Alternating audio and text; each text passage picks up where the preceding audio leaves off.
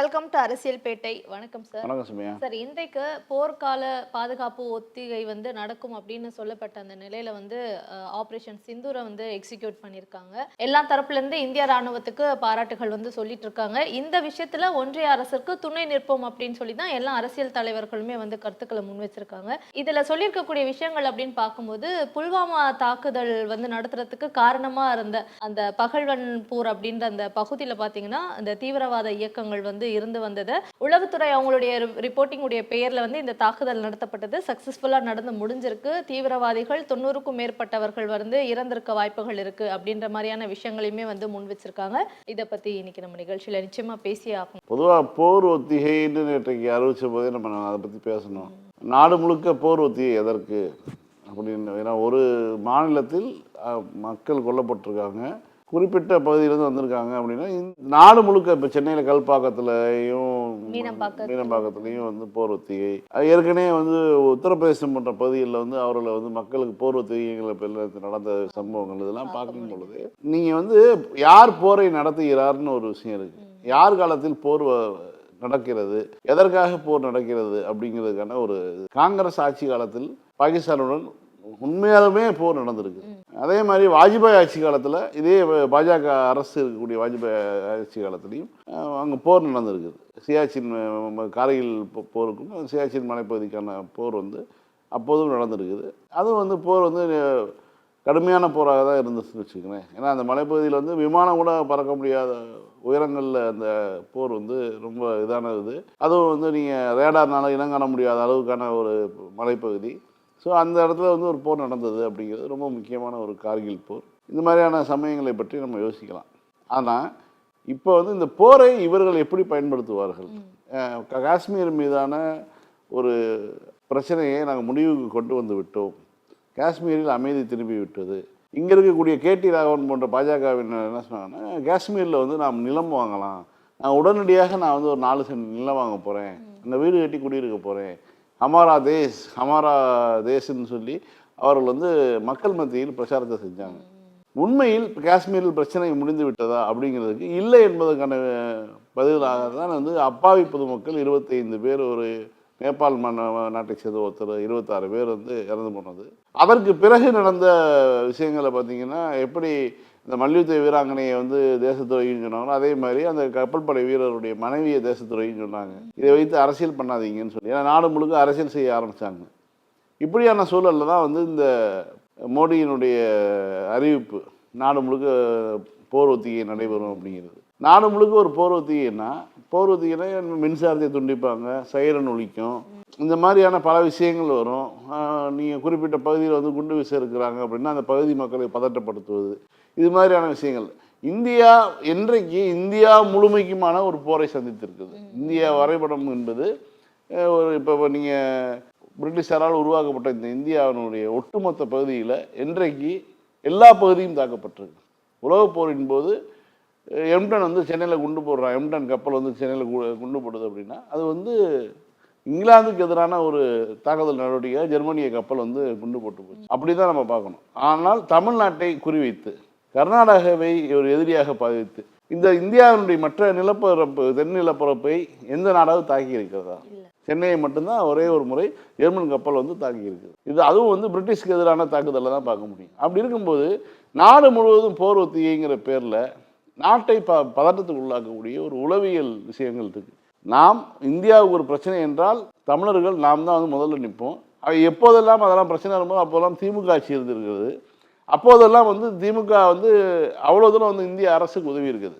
71 போரில் பார்த்தீங்கன்னா அன்றைக்கு முதலமைச்சராக இருந்த முத்தமிழறிஞர் கலைஞர் அவர்களுடைய மனைவி திரு தயாளம்மாள் வீதி வீதியாக போய் பெண்கள்கிட்ட மடிப்பிச்சை கேட்டு வாங்குற மாதிரி அவர்களுடைய நகைகளை, வளையல்களை எதெல்லாம் உங்களால் முடியுமோ கொடுங்கன்னு சொல்லி, பணங்கள் எவ்வளோ கொடுக்க முடியுமோ கொடுங்கன்னு சொல்லி வாங்கி அவருடைய தாலிக்குடி முதற்கொண்டு அவுத்து கொடுத்து இந்திய அரசுக்கு பெண்கள் பணம் கொடுத்தாங்க. 71 நடந்த காட்சி அது. அதே மாதிரி ஒவ்வொரு முறை போர் நடக்கும்போதும் மிக அதிகமான பங்களிப்பை, பொருளாதார பங்களிப்பை செலுத்தியவர்கள், வீரர்கள் பங்களிப்பை செலுத்தியவர்களும் நாம் குறைவதில்லை. மிக அதிகமான பொருளாதார பங்களிப்பை செலுத்தியவர்கள் நாம தான் இருந்திருக்கோம். இப்படியான சூழலில் இந்த போர் ஒத்திகைங்கிறது விமர்சனத்துக்கு உள்ளானது. இப்படியான ஒரு சூழலில் இந்த போர் ஒத்திகை விமர்சனத்துக்கு உள்ளானது. நம்ம இன்னைக்கு போர் ஒத்திகை இருக்கும் அப்படிங்கக்கூடிய சூழலில் தான் வந்து இந்த ஆப்ரேஷன் சிந்தூர் அப்படிங்கிற ஒரு தாக்குதல் நடவடிக்கை இந்திய ராணுவம் மேற்கொண்டிருக்குது.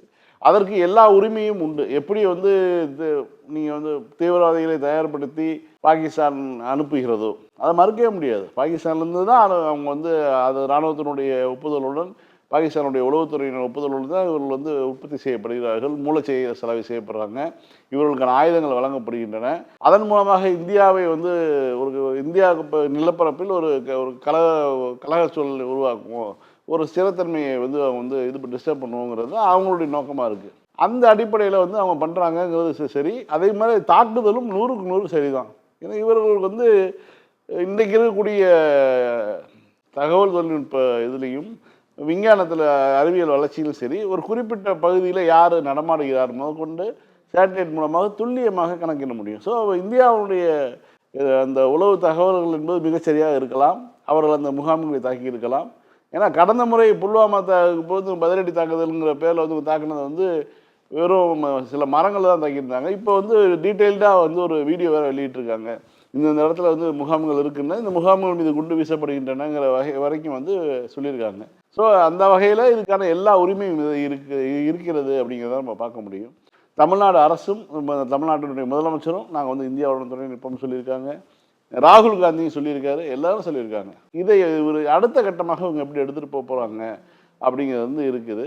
குறிப்பாக சீனாவுடைய கருத்து, சீனா பாகிஸ்தானுக்கு துணை நிற்போம்னு சொல்லியிருக்கு. இந்தியா ரொம்ப அதீதமாக கோவப்படக்கூடாதுன்னு சொல்லியிருக்கு. அமெரிக்காவும் அதை தான் சொல்லியிருக்குது. ஏன்னா ஐரோப்பிய நாடுகளும் ஐநா சபையும் வந்து என்ன சொல்லியிருக்குன்னா, பொறுப்புடன் 2 நாடுகளும் நடந்து கொள்ள வேண்டும்னு சொல்லியிருக்குது. இப்படியான ஒரு சூழலை வந்து இவர்கள் வந்து எதற்காக உருவாக்கியிருக்காங்க? நீங்கள் உள்ள ஒரு ஊடுருவி தாக்குதல் பண்ணுறீங்க, இன்றைக்கி இந்தியா முழுவதும் போர் ஒத்திகைன்னு சொல்லி மக்களை விஜிலண்ட் ஆக்கி வச்சுருக்கீங்க, ஆக்குனதுக்கு பிறகு ஒரு செய்தியை சொல்லியிருக்கீங்க. Right, okay. இது எல்லாம் எதரை நோக்கி செல்லுங்கிறது தொடர்ந்து நம்ம நிகழ்ச்சியை பார்க்குறவங்களும் செல்லும், இது தெரியும். ஏன்னா ஒருத்தர் வந்து தாக்குதல் நடந்து சொந்த நாட்டு மக்கள் 26 பேர் செத்தபோது வெளியே தன்னுடைய பயணத்தை பாதியில் முடிச்சுட்டு வந்தார். சரி, நேரடியாக சம்மந்தப்பட்ட இடத்துக்கு போய் தான் ஆறுதல் சொல்ல போகிறாரோ அல்லது சம்மந்தப்பட்டவர்களுடைய உடல்களை பார்த்து வணக்கம் வைக்க போகிறாருன்னு பார்த்தா நேராக பீகார் எலெக்ஷனுக்கு போனார். அதை நம்ம புரிஞ்சுக்கணும். ஆனால் இந்தியாவை பொறுத்த வரைக்கும், நான் குறிப்பாக நம்மளிடம் ஆரம்பிப்போம். தமிழ்நாட்டை பொறுத்த வரைக்கும் தமிழ்நாடு முழுமையாக இந்த விவகாரத்தில் வந்து இராணுவத்தினுடைய நடவடிக்கைக்கு ஆதரவாக இருக்குது. ஒன்றிய அரசுக்கு கிடையாது. ஆனால் இந்திய இராணுவத்தினுடைய நடவடிக்கைக்கு முழுமையான ஆதரவாக இருக்கிறது தான் முதலமைச்சருடைய கருத்துலேருந்து தெரிஞ்சுக்கலாம். தமிழ்நாட்டிற்கே இன்றைக்கு மிக முக்கியமான ஒரு நாள் அப்படின்னு தான் சொல்லணும். 4 ஆண்டு கால நல்லாட்சியை தொடர்ந்து இன்றைக்கு 5வது ஆண்டில் வந்து அடியெடுத்து வச்சிருக்காரு மாண்புமிகு தமிழ்நாடு முதலமைச்சர் அவர்கள். எல்லாருமே இந்த நாளை வந்து மிக சிறப்பான நாளாக கொண்டாடிட்டு வந்துட்டு இருக்காங்க. அவர் வந்து பதவி ஏற்கும் பொழுது சொன்ன இன்னும் ஒரு முக்கியமான விஷயம்னு பார்த்தோம்னா, நான் சொன்ன வாக்குறுதிகள் மட்டும் இல்லை, சொல்லாததையுமே வந்து நான் சேர்ந்து செய்ய போறேன் அப்படின்னு சொன்னார். அதுக்கேற்ற மாதிரி தான் வந்து வாக்குறுதிகளை தாண்டி பல விஷயங்களை வந்து முதலமைச்சர் அவர்கள் கொண்டு வந்துட்டு இருக்காங்க. வாக்குறுதியிலுமே இன்னும் சிலது வந்து மிச்சம் இருக்கு, அதையும் இந்த வருடம் வந்து நிச்சயமா ஃபுல்ஃபில் பண்ணுவோம் அப்படின்னு சொல்லியிருக்காரு சார். 10க்கு இந்த முறை பட்ஜெட்ல வேற புதுசா பல விஷயங்களை வந்து சிறப்பான திட்டங்களை வந்து அனௌன்ஸ் பண்ணியிருக்காங்க. அதையுமே சேர்த்து நான் வந்து நிச்சயமா செயல்படுத்த போறேன் அப்படின்றதுல வந்து ரொம்ப ஸ்ட்ராங்கா முதலமைச்சர் அவர்கள் இருக்காங்க. ஸோ அவர் கொண்டு வந்திருக்கக்கூடிய இந்த திட்டங்கள்ல சும்மா ஒரு 4-5 மட்டும் இன்னைக்கு எடுத்து பேசலாம் அப்படின்னு பார்த்தா கூட அதுக்கான நேரம் வந்து போதாது அப்படின்னு தான் சொல்லணும். இருந்தாலும் முக்கியமான சில விஷயங்களை பத்தி இன்னைக்கு நம்ம நிகழ்ச்சியில பதிவு பண்றது மிக சரியா இருக்கும்னு நினைக்கிறேன். பொதுவாக நம்ம தமிழ்நாட்டு மக்களுக்கு சரி, இந்தியா மக்களுக்கும் சரி ஒரு குணம் இருக்குது, மறதிங்கிற இருக்கணும். அது எவ்வளோ நாளைக்கு முன்பாக நடந்தாலும் உடனே வேறு சில சம்பவங்கள் வரும் பொழுது மறந்துடுவாங்க. அப்படி தான் இப்போ நான் இதே மே 7ஆம் தேதி 2021 நம்ம தொடங்கி பார்த்தோம்னா, அன்றைக்கு இருந்த காலகட்டம், இவருக்கு பதவி பொறுப்பு ஏற்கப் போகிறார், அதுதான் வந்து கோவிட் 2வது அலையினுடைய உச்சத்தை நோக்கி போயிட்டுருக்கு. அன்றைக்கு வந்து இவர் பதவி பொறுப்பு ஏற்றபோது 36,341 பேர் நினைக்கிறேன் அன்றைக்கு கோவிட் உறுதி செய்யப்பட்டவர்கள். அப்படியான ஒரு காலகட்டம். 2வது அலை தான் மிக மோசமான ஒரு அலையாக இருந்தது. 3வது அலை இருந்தது. அதற்கு பிறகு படிப்படியாக அதனுடைய வீரியம் குறைந்து இப்போ வரைக்கும் வந்து அதனுடைய அலை அடித்து கொண்டு தான் இருக்குது. 55வது அலையெல்லாம் சொல்கிறாங்க. அந்த 2வது அலை என்பது மிக மோசமான காலகட்டம். அப்படியான ஒரு காலகட்டத்தில் எடப்பாடி பழனிசாமி இருந்திருந்தால் தமிழ்நாட்டினுடைய நிலைமை என்ன ஆகியிருக்கும்? இப்போ எப்படி வந்து இந்த கங்கையில் நடந்த விழாவில் அந்த பிணங்கள் மட்டும் இல்லை, வந்தவங்க காணாம போயிட்டாங்க, உயிர் இழந்துட்டாங்க, அவர்களை வந்து மொத்தமாக கொண்டு போய் போட்டு எரிச்சிட்டாங்க, ஆற்றுல போட்டாங்கன்னு சொல்லி அவருடைய உறவினர்கள் வந்து ஒட்டி இப்போ போஸ்ட் ஒட்டினா கூட காவல்துறை கிழிச்சிட்டு இருக்குது பார்த்தீங்களா. அது மாதிரி கணக்கே இல்லாமல், காரணமே இல்லாமல் இறந்து போனவங்களுடைய பேர் வந்து இல்லாமல் போயிருக்கும். ஆனால் அதெல்லாம் நிப்பாட்டி இறப்பு எண்ணிக்கையை தடுத்து காப்பாற்றி எவ்வளோ விஷயங்கள் செஞ்சாங்கன்னுங்கிறத வந்து திரும்ப நம்ம ரீகால் பண்ணி பார்ப்போம். அவர் முதலமைச்சராக பதவி வைக்கும்போது கூட வந்து பார்த்திங்கன்னா கடுமையான கோவிட் உச்சத்தில் இருந்த காலகட்டம். அதை அந்த பதவியேற்பு விழாவில் கூட வந்து அவ்வளோ மிகப்பெரிய ஒரு திமுக 10 ஆண்டுகளுக்கு பிறகு ஆட்சிக்கு வருது, ஒரு பெரிய ஒரு கொண்டாட்டமாக வந்து ஒரு பதவியேற்பை கொண்டாட முடியாமல் மிக சொற்பமான அளவில் சில 100 பேர்கள் கலந்து கொண்ட விழாவாக அதை நடத்தி அதற்கு பிறகு உடனடியாக அவர் வந்து செய்த வேலைகள் இருக்குது பார்த்தீங்களா, அது எவ்வளோ பெரிய நம்பிக்கையை அளிக்கக்கூடிய விஷயமாக இருந்தது. குறிப்பாக வந்து பார்த்திங்கன்னா உடனடியாக ஆக்சிஜன் தேவைப்பட்டது. மாநிலங்களுக்கு வந்து ஒரிசா போன்ற மாநிலங்களுக்கு தமிழ்நாட்டிலேருந்து அங்கே எங்கேருந்து ஆக்சிஜன் சப்ளை வருதோ அங்கேருந்து இருக்கக்கூடிய நிறுவனங்களுக்கு இங்கேருந்து ஐஏஎஸ் அதிகாரிகளை அனுப்பி வச்சுட்டார். நேரடியாக ஐஏஎஸ் அதிகாரிகளை அனுப்பி வைத்து அங்கேருந்து அன்றைக்கி தேவை வந்து சராசரியாக ஒரு நாளைக்கு 150 கேஎல்டி தேவைன்னு சொல்லும்போது, கோவிட் காலகட்டத்தில் 2வது அலையும் போது 650 கேஎல்டி தேவை. அப்படிங்கும்போது அதுக்கு வந்து இங்கே உடனடியாக உற்பத்தி பண்ண முடியாது, கெப்பாசிட்டி ஸ்டோரேஜ் பண்ண முடியாது. அப்படிங்கும்போது அதுக்கான உற்பத்தி பண்ணுறதும் ஸ்டோரேஜ் பண்ணுறதுக்கான அரசு மருத்துவமனையில் அது ஏற்படைய ஒரு பக்கம் செஞ்சுக்கிட்டு, இப்போ ஆக்சிஜன்களை வந்து அங்கேருந்து அனுப்பி வைக்கிறது ரயில் மூலமாக, லாரிகள் மூலமாக அனுப்பி வைக்கிறதுக்கு இங்கேருந்து அதிகாரிகள் அனுப்பி வச்சுருந்தார். இது மாதிரி ஒரு ஒரு விஷயத்தை ஆரம்பிக்கும் போதே அதை வந்து எப்படி ஆரம்பிக்கணும் அப்படிங்கிறதுல வந்து ஒரு தொலைநோக்கு பார்வை. அதாவது மார்ச் 21லேருந்து நவம்பர் 21 வரைக்கும் 2ஆம் அலை ஒரு கடுமையான நிதி நெருக்கடி இருக்குது. ஏன்னா எடப்பாடி வச்சுட்டு போயிருந்த சூழல் வந்து கஜானாவை வச்சுட்டு போயிருந்த சூழல், அதை வந்து அவர் கையாண்ட விதம் வந்து ரொம்ப முக்கியமான விஷயம். அது குறிப்பாக வந்து அந்த பாதுகாப்பு உடை அணிந்து கொண்டு இவரே உள்ளே போனார் பாருங்க, அதெல்லாம் வந்து யாருமே அவருடைய அந்த வயதில் செய்யக்கூடிய கூடாத செயல் அது. ஆனால் அவர் செஞ்சார், ஒரு லைஃப் ரிஸ்க் அது. ஆனால் உள்ளே வந்து இருக்கக்கூடியது பொதுமக்கள் வந்து இந்த அரசு நம்பி தான் இருக்காங்க, அரசு மருத்துவமனையை நம்பி தான் இருக்காங்க, அல்லது அரசினுடைய ஏதாவது ஒரு செயல்பாட்டின் மூலமாக அவங்கள காப்பாற்றிடுவாங்க. ஏன்னா அன்றைக்கி வந்து இப்போ பெரிய அளவில் தடுப்பூசிகள் வந்து அப்போ தான் போடப்பட்டுக்கிட்டு இருக்கு. அப்படி இருக்கக்கூடிய காலகட்டத்தில் இவர் போய் உள்ளே போய் அந்த பேஷண்ட்டுலாம் வந்து நம்பிக்கை அளித்து பேசியது, அந்த மாதிரியான விஷயங்கள். குறிப்பாக பெட்டுகளை வந்து அதிகரித்தது.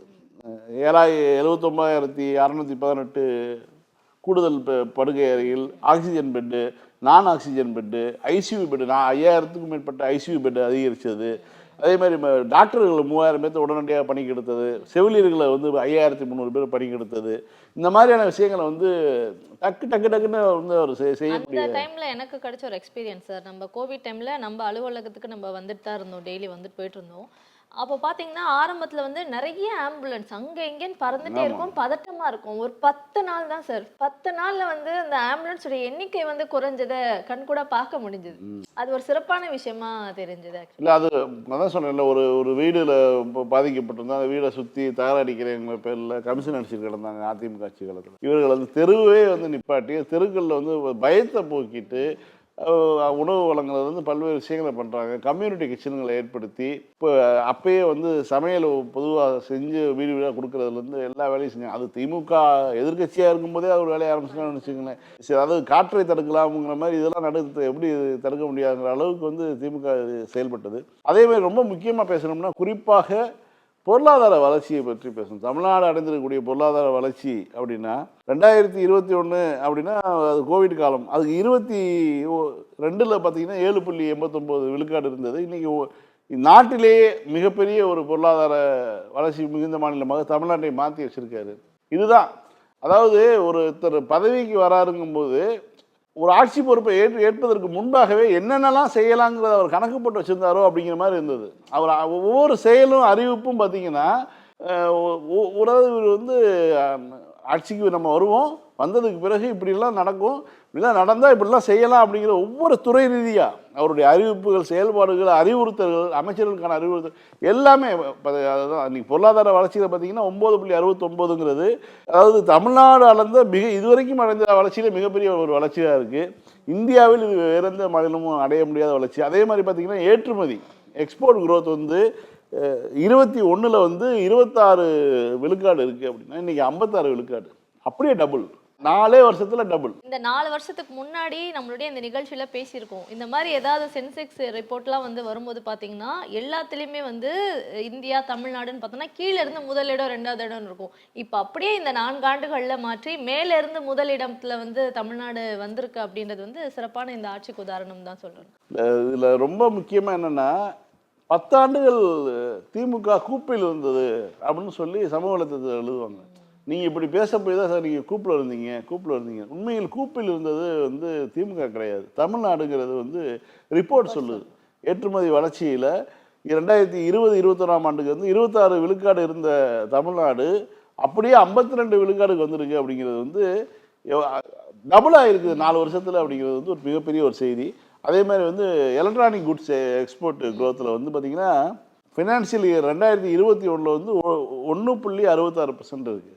இன்றைக்கி 14.65. இது எவ்வளோ பெரிய வளர்ச்சி அப்படிங்கிறது. இது பக்கத்தில் கர்நாடகா, உத்தரப்பிரதேசம், மகாராஷ்டிரா, குஜராத்லாம் இருக்குன்னா கர்நாடகாவினுடைய வளர்ச்சி என்பது 7.85 இருக்குது. நம்ம 14.65 இருக்கோம். இப்போ 2021க்கும் 25க்குமான காலகட்டத்தில் இன்னும் ஓராண்டு திமுக ஆட்சி இருக்குது. இப்படியான ஒரு சூழலில் இவ்வளோ பெரிய ஒரு விஷயத்தை வந்து பண்ணிட்டு இருக்காரு. இதெல்லாம் வந்து நம்ம மகளிர் விடியல் பயண திட்டமாக இருக்கட்டும், மகளிர் உரிமை தொகை, இது மாதிரி பல விஷயங்களாக இருக்கட்டும், வீடு கனவு வீடு திட்டமாக இருக்கட்டும், இதெல்லாம் வந்து பல்வேறு திட்டங்களாக இருந்தாலும் இதெல்லாம் அன்றாட மக்கள் இதெல்லாம் வந்து வெளியில் தெரியாத விஷயங்கள். டேட்டா வேலைவாய்ப்பில் வந்து பார்த்திங்கன்னா இந்தியாவிலே வந்து அதாவது கோடிக்கணக்கில் சொல்ல போனால் 3.87 அப்படிங்கிற அளவில் வந்து தமிழ்நாடு அரசு மற்றும் அரசு நிறுவனங்களுக்கு தெரிவு செய்யப்பட்டவர்கள் 70,000 பேர். தனியார் துறைக்கு வந்து வேலைவாய்ப்பு பெற்றவர்கள் வந்து 3,87,00,000 பேருக்கு வந்து வேலைவாய்ப்பு கிடச்சிருக்குது. இது வந்து தொடர்ந்து அதாவது வளர்ச்சியாக இருக்குது. 21லேருந்து பார்த்தீங்கன்னா எல்லா கிராஃபுமே வந்து இப்படி தான் இருக்குது. எதுவுமே வீழ்ச்சி அடைந்ததே கிடையாதுங்கிறது தான் வந்து முத்துவேல் கருணாநிதி ஸ்டாலின் அவர்களுடைய ஆட்சியினுடைய எடுத்துக்காட்டை நம்ம பார்க்கலாம். இதை நம்ம ஒவ்வொன்றும் ஒரு பிடிஎஃபாக போட்ட சமூக அளவீட்டில் ரொம்ப குறிப்பாக வந்து சுகாதாரத்துறை, மக்கள் நல்வாழ்வுத்துறையில் பார்த்தீங்கன்னா மெட்டர்னல் மார்டாலிட்டி ரேஷியோ 1,00,000 பேரில் வந்து 2021 திமுக ஆட்சி பொறுப்பு ஏற்கும்போது 90 பேர் இறந்துட்டாங்க. அதாவது கர்ப்பிணி தாய்மார்கள் எம்எம்ஆர்னு சொல்லக்கூடிய மெட்டர்னல் மார்டாலிட்டி ரேஷியோவில் வந்து 1,00,000 குழந்தை பிறப்பு நிகழ்ந்தால், பிரசவம் நிகழ்ந்தால் அதில் வந்து 90 பெண்கள் இறந்துட்டு இருந்தாங்க. இன்றைக்கி 39 மாறி இருக்கு. அதே மாதிரி இன்ஃபென்ட் மார்டாலிட்டி ரேஷியோ, அதாவது ஒவ்வொரு 1000 குழந்தைக்கும் வந்து 10 குழந்தைகள் இறந்துட்டு இருந்தாங்க. ஒவ்வொரு 1000 குழந்தை பிறப்புக்கும் இன்றைக்கி அது 7.6 மாறி இருக்குது. அதே மாதிரி கிராஸ் என்ரோல்மெண்ட் ரேஷியோ, இப்போ உயர்கல்விக்கு போகக்கூடிய ரேஷியோ வந்து 2020-21 47 விழுக்காடு தமிழ்நாடு இருந்தது. இன்றைக்கி அது 51.3 விழுக்காடு ஆயிடுச்சு. கிட்டத்தட்ட நம்ம வந்து சைனாவை தாண்டிட்டோம். தமிழ்நாடுங்கிற ஒரு மாநிலம் சைனாவை தாண்டிட்டோம், அமெரிக்காவுக்கு பக்கத்தில் போயிட்டுருக்கோம். இந்த மாதிரியான ஒரு நம்மளுடைய போட்டி என்பதே வந்து நாடுகளுடன் தான், வளர்ச்சி அடைந்த நாடுகளுடன் தான் நம்மளுடைய போட்டியை வைத்து கொண்டிருக்கிறோம். அப்படிங்கிறது அந்த சமுத்திரக்கனி சொல்லுவார்ல, ஏனியை வானத்தில் போடுறா அப்படின்னு, அதான் கூரையில் போடாமல் வானத்துக்கு போடுங்கிற மாதிரி தான் நம்மளுடைய வளர்ச்சி இருக்குது. குறிப்பாக நம்மளுடைய முதலமைச்சருடைய செயல்பாடுகள், அவருடைய அறிவிப்புகள் எல்லாமே அப்படி போயிட்டுருக்குது. அதே மாதிரி சட்டம் ஒழுங்கு, ஏதாவது எதெல்லாம் முன்னிலையில் தமிழ்நாடு இருக்குன்னு ஒரு பட்டியல் வெளியே இருக்குது. குறிப்பாக வந்து ஹையஸ்ட்டு சோசியல் எக்கனாமிக் க்ரோத், அதில் வந்து பார்த்திங்கன்னா தமிழ்நாடு முதலிடம். அதே மாதிரி ஜிஎஸ்டிபின்னு சொல்லக்கூடிய க்ரோத் ரேட்டு 9.69. சோசியல் ப்ராக்ரஸ், சமூக முன்னேற்ற வளர்ச்சி, அதில் வந்து 2022 எக்கனாமிக் அட்வைசரி கமிஷனுடைய எதிர்படி வந்து தமிழ்நாடு முதலிடத்தில் இருக்குது. எலக்ட்ரானிக் குட்ஸு தமிழ்நாடு முதலிடம். அதே மாதிரி ஏற்றுமதிக்கான தயார் நிலையில் உள்ள மாநிலத்தில் வந்து தமிழ்நாடு முதல் இடத்தில் இருக்குது. ஸ்டார்ட் அப் ரேங்கிங்கில் வந்து லாஸ்ட் பொசிஷனில் 2018 இருந்துச்சு, இன்றைக்கி வந்து முதல் இடத்துல இருக்குது. அதாவது புதிய ஒரு தொழில் தொடங்குவதற்கு ஒரு ஸ்டார்ட் அப் கம்பெனிஸ்லாம் இருக்குது இல்லையா, புதிய ஐடியாவோடு வருவான், புது கான்செப்டோட ஒரு ஸ்டார்ட் அப் கம்பெனி ஆரம்பிப்பான் இல்லையா, அதற்கு வந்து 2018 வந்து தமிழ்நாடு கடைசி இடமா இருந்தது. 2018 இன்றைக்கி 22லேயே வந்து வந்த ஒரே வருஷத்தில் தமிழ்நாட்டை முதலிடத்துக்கு கொண்டுட்டார். அதே மாதிரி உமன் போலீஸ் அதிகமாக இருக்கக்கூடிய மாநிலம் தமிழ்நாடு. பெண் போலீஸாக இருந்தால் பெண் போலீஸ் அதிகாரிகள், குரூப் 1 எழுதி வரக்கூடியவர்கள், ஐபிஎஸ் எழுதி வரக்கூடியவர்கள், அது இந்த மாதிரி பெண் அதிகாரிகள் அதிகமுள்ள மாநிலமாக தமிழ்நாடு இருக்குது. இது மாதிரி காலணிகள் உற்பத்தி துறையில் வந்து இந்தியாவினுடைய ஒட்டுமொத்த காலனி உற்பத்தியில் 38 விழுக்காடு தமிழ்நாடு வச்சுருக்குது. அப்படிங்கிறதெல்லாம் வந்து பெரிய ஒரு நம்பருங்க. இதெல்லாம் வந்து இதுதான் சொல்கிறேன், நம்ம ஒரு மாநிலமாக நம்மளை கருதி கொண்டு நம்ம இருக்கிறோம். நம்மளுடைய வந்து போட்டி எல்லாம் பார்த்தோம்னா நம்ம வந்து ஐரோப்பிய நாடுகளுடன் இந்த மாதிரியான ஒரு வளர்ந்த நாடு சிங்கப்பூர் போன்ற நாடுகளுடன் தான் நம்மளுடைய போட்டி இருக்குதுங்கிறதா இருக்குது. இப்படியான சூழலை உருவாக்கி கொடுத்தவர் யார்? நான் வந்து இது வந்து இந்த தாண்டி பெண்களுக்கான திட்டமாக இருக்கட்டும், பல்வேறு விஷயங்கள் நான் முதல்வன் திட்டம்லாம் பேசினோம்னா ஒரு நாள் முழுக்க பேசலாம். இப்போ இன்றைக்கி ஆர்ஆர்பி அறிவிச்சிருக்காங்க, மற்ற தேர்வுகளுக்கெலாம் வந்து நீங்கள் வந்து பரீட்சை எழுதி உள்ள தங்கலான்னு சொல்லி அறிவிச்சிருக்காங்க. அதாவது உண்டு உறைவிட பயிற்சி மையம் சென்னையில் நீங்கள் வந்து உங்களுக்கு வந்து ஸ்டேஃபனோட கொடுத்துருவாங்க, சாப்பாடு போட்டுருவாங்க. நீங்கள் வந்து பரீட்சை மட்டும் படித்து எழுதுனா போதும். இதை வந்து தனியார் துறையில் வந்து அரசு தேர்வுகளுக்கு கூட ஆமாம், ஒன்றிய அரசுகளுக்கு அதுதான் ஆர்ஆர்பிக்கும் எஸ்எஸ்பிக்கும் மற்ற ஒரு யூபிஎஸ்சிக்கும் இந்த மாதிரியான ஒரு தேர்வுகள்லாம் இருக்கு இல்லையா, ஒன்றிய அரசினுடைய துறைகளுக்கான தேர்வு, ரயில்வே ரெக்ரூட்மெண்ட் போர்டு, பேங்க்கு, இந்த மாதிரியான தேர்வுகளுக்கு நீங்கள் வந்து பயிற்சி நான் முதல்வனதில் வந்து இன்றைக்கி அறிவிச்சிருக்காங்க. உடனடியாக வந்து அதில் அப்ளை பண்ணுங்கன்னு சொல்லியிருக்காங்க. நுழைவுத் தேர்வு வைக்கிறாங்க. நுழைவுத் தேர்வில் எழுதிட்டு உள்ளே வந்தாங்கன்னா அவர்களுக்கு வந்து உண்டு உறைவிட இடம் கொடுத்துருவாங்க, பணம் கொடுத்துருவாங்க. அதற்கு பிறகு படித்தவங்க வந்து வேலைக்கு போக வேண்டியதான். இப்படியெல்லாம் வந்து யோசித்து ஒரு அரசே செய்யுது அப்படிங்கிறது தான் வந்து மகத்தான வேலை. அதெல்லாம் இன்னொரு செய்தி சார், இப்போ முதலமைச்சர் அவர்கள் வந்து ஒரு விஷயம் கொண்டு வந்தாங்க இல்லையா, ஸோ முதல் 2 நாள் இப்போ ஆக்சிடென்ட் ஆகுது, முதல் 2 நாள் அவங்களுக்கான அந்த அவசர சிகிச்சைக்கு வந்து இலவசமாக பண்ணோம், தமிழ்நாடு அதனுடைய பொறுப்பேற்கும். இப்போ அதை ஒன்றிய அரசு அதன் திட்டத்தை வந்து எக்ஸிக்யூட் பண்ணுறதுக்கு பிளான் பண்ணி 4 வருஷம் ஆச்சு நம்ம சொல்லி. ஆனால் இப்போ வந்து நேற்றைக்கு வந்து ஒன்றிய அரசு அறிவிச்சிருக்கு, தமிழ்நாடு மாடலை, திராவிட மாடலை வந்து பின்பற்றுறாங்கன்னு சொல்ல முடியும். பொதுவாக இந்த சஸ்டைனபிள் டெவலப்மெண்ட் கோல்ஸ்ன்னு சொல்கிறாங்க இல்லையா, அதில் வந்து 2வது இடத்துல இருக்குது, இந்தியாவில் 2வது இடத்துல இருக்குது. அதே மாதிரி 69 பொருட்கள் வந்து ஜியோ இண்டெக்ஸ் அது மாதிரியான பொருட்களை வாங்கி கொடுத்துருக்காங்க. குறிப்பாக வந்து நீங்கள் தொழில்துறையில் வந்து இப்போ பேசணும், இந்தியாவில் அதிக எண்ணிக்கையில் செயல்படும் தொழிற்சாலைகள், அதாவது ஃபேக்ட்ரிஸ் வந்து ரன் ஆகிடக்கூடிய தொழிற்சாலைகள் உள்ள மாநிலமாக தமிழ்நாடு இருக்குது. இந்தியாவில் அதிக தொழிற்சாலை பணியாளர்கள் உள்ள மாநிலம் தமிழ்நாடு. 41 விழுக்காடு இந்தியாவில் தொழிற்சாலையில் பணிபுரியும் பெண் பணியாளர்களுக்கு தமிழ்நாட்டின் பங்களிப்பு. இந்தியாவிலேயே பெண்கள் வந்து தொழிற்சாலையில் பணியாற்றுறாங்களா, அதில் 41% வந்து பெண்கள் தமிழ்நாட்டில் இருக்காங்க அப்படிங்கிறது வந்து ஒரு பெரிய ஒரு நம்பரு. அதே மாதிரி வந்து நீங்கள் டைடல் பார்க் இருக்கட்டும், 3 டைடல் பார்க் ஆரம்பித்தாங்க, 16 இடங்களில் நியோ டைடல் பார்க் ஆரம்பித்தாங்க. அதே மாதிரி வந்து சிப்காட் பார்த்தீங்கன்னா, சிப்காட்டில் பார்த்தீங்கன்னா வட மாவட்டங்களை குறிவைத்து, தென் மாவட்டங்களை குறிவைத்து எங்கெல்லாம் வந்து சாதிய பிரச்சனைகள், சமூக பிரச்சனைகள்லாம் இருக்குதோ அந்த பகுதியில் தொழில் வாய்ப்புகளை உருவாக்குவது. வேலைக்கு போயிட்டான்னா ஒழுங்காக இருப்பேன், வேலை இல்லாதவனுடைய மனது மிக மோசமானதுங்கிற சொல்லுவாங்க இல்லையா, அது மாதிரி இந்த மாதிரி வந்து இவ்வளோ விஷயங்களை தேடி தேடி தேடி தேடி யோசித்து அதிகாரிகளுடன் பேசி 3 மணிக்கு எழுந்து உட்காந்து அவர் வந்து வேலை செஞ்சிட்ருக்காரு. அவர் தனி ஒரு மனிதனை மட்டும் நான் சொல்லலை, அந்த அவருக்கு ஒத்துழைப்பு கொடுக்கக்கூடிய ஒட்டுமொத்த இந்த அமைச்சரவையும் சரி, அவர்களுடைய சட்டமன்ற உறுப்பினரும் சரி, அதிகாரிகளும் சரி, இதெல்லாம் வந்து எப்படின்னா ஒரு சரியான ஒரு தலைவன் இருக்கும்போது எல்லாரும் ஒழுங்காக வேலை பார்ப்பாங்க. அப்படியான ஒரு சூழலில் தான் நம்ம இருக்கிறோம். இதை மறுத்து பேச சொல்லுங்கள். எடப்பாடி பழனிசாமி வந்து கண்ணை மூடிட்டு பேசுவார், மறுத்து இதில் வந்து நம்ம வந்து டேட்டாவோட பேசுகிறோம். என் கண்ணு முன்னாடி டேட்டா இருக்குது, டேட்டா வச்சுட்டு நம்ம பேசுகிறோம். அதனால் வந்து இந்த ஆட்சி தொடர வேண்டும் அப்படிங்கிறது வந்து தொடரணும். இப்போ ஒரு 5 ஆண்டுகளுக்கு அடுத்த 5 ஆண்டு தொடர வேண்டும் கிடையாது. இந்த ஆட்சி குறைஞ்சது 20 ஆண்டுகளுக்கு நீடிக்க வேண்டும் குறைந்தது. அதற்கு பிறகு என்ன ஆகுது, ஏன்னா குறைஞ்சது 20 ஆண்டுகளுக்கு நீடித்தால் தான் இந்த 10 ஆண்டு வீழ்ச்சியை நம்ம வந்து ஈடுகட்ட முடியும். இந்த 10 ஆண்டுகளில் அதிமுக ஆட்சி காலத்தில், குறிப்பாக எடப்பாடி ஆட்சி காலத்தில் அந்த 4 ஆண்டுகள் பார்த்தீங்களா, மிக மிக மோசமாக தமிழ்நாடு வந்து வஞ்சிக்கப்பட்டது, பின்தள்ளப்பட்டது. இதெல்லாம் மீட்டெடுத்து வரணும் அப்படின்னா நம்மளுடைய இந்த திராவிட முன்னேற்ற கழகத்தினுடைய ஆட்சி, அதுவும் குறிப்பாக நம்மளுடைய முத்துவேல் கருணாநிதி ஸ்டாலின் நம்மன்னு சொல்லி இப்போ